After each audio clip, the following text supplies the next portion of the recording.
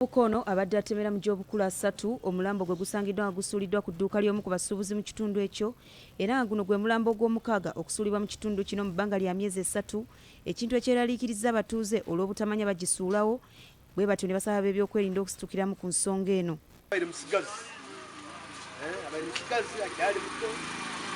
Abainazoka kurungi omuntu asomero akamuliga enjwala yine na flat zone za ijwaira bwa muntu asomero atali muntu ati wakobwa amanyoba yafigire ngoko kama abantu banyonko mwiyonja kafa baba mwisere bamwitira n'ekyoka bamuleta hano enjwala yine yagwa batumanya saa 12.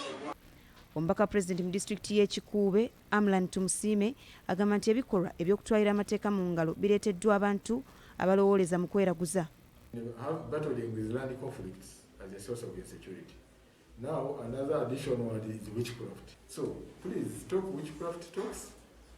It cannot make sense in this story. Let us accept that we must follow the law. And if you break the law, definitely we shall come for you.